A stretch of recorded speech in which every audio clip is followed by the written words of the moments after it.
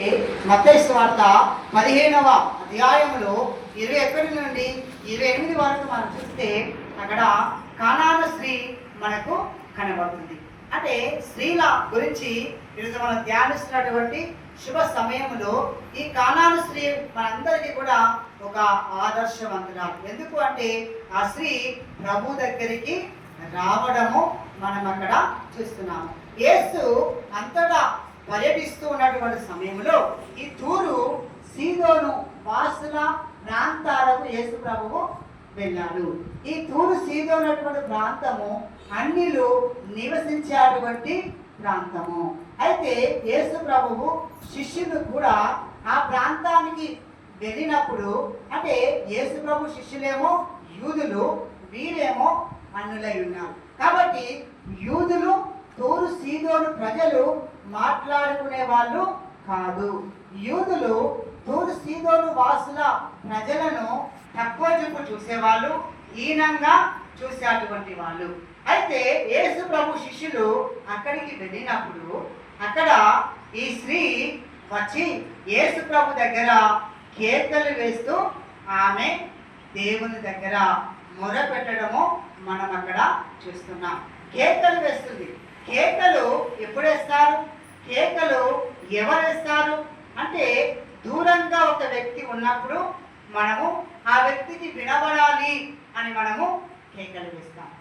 రెండవది, రాజకీయ నాయకులు వచ్చినప్పుడు కేకలు వేస్తాం.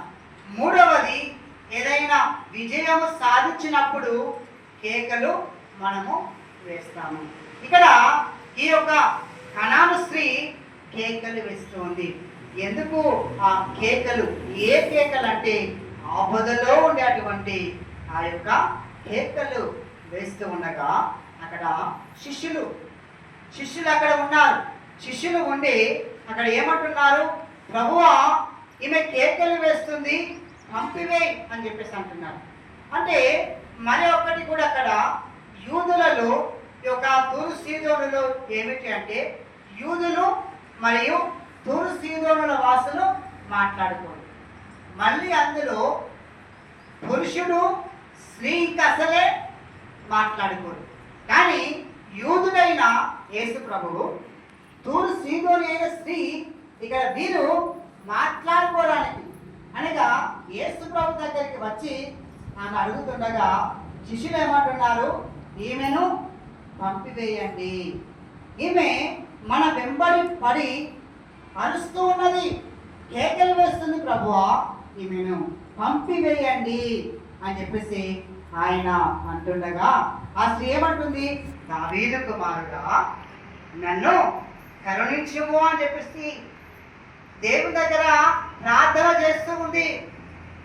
యూదులు రాలే, యూదులు కేకలేయలే, యూదులు ప్రార్థించలే. కానీ కానాను స్త్రీ వచ్చి దేవుని దగ్గర ప్రార్థన చేస్తుంది. అంటే దావీదు కుమారుడా, అంటే ఈయన దావీదు కుమారుడు, ఈయన మెస్సయ్య, ఈయన రక్షకుడు అని యేసయ్యలో ఆ మెస్సయ్యను చూడగలిగింది. కానీ ఈ యూదులు చూడలేకపోయారు. అందుకే ఆ దావీదు కుమారుడా కనికరించుము అని చెప్పేసి ఆమె మరింత కేకలు వేస్తుండగా యేసుప్రభు ఏమంటున్నాడు? ఇదిగో బిడ్డల రొట్టె ముక్క తీసుకొని కుక్క పిల్లలకు వేయుట యుక్తము కాదు అని చెప్పేసి అన్నాడు. అంటే ఆమెను ఎవరితో పోల్చాడు? ఒక కుక్క పిల్లతో పోల్చాడు. అంటే ఎందుకు కుక్క పిల్లతో పోల్చాడు? కొంతమంది బైబుల్ పండితులు ఆమెను కుక్క అనలేదు అంటారు, కొంతమంది పండితులు ఈమెను కుక్క అన్నారు అంటారు.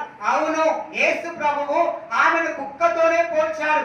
ఎందుకు కుక్కతో పోల్చాడు అంటే ప్రవచనము నెరవేరుట కొరకు యేసు ప్రభువు ఆ కానాను స్త్రీని కుక్కతోనే పోల్చాడు. 22వ కీర్తన 16వ వచనాన్ని మనం చూస్తే అక్కడ అంటూ ఉన్నాడు, కుక్కలు నా చుట్టూ కూడా అరుగుతూ ఉన్నాయి అని చెప్పేసి అక్కడ ప్రవచిస్తున్నారు.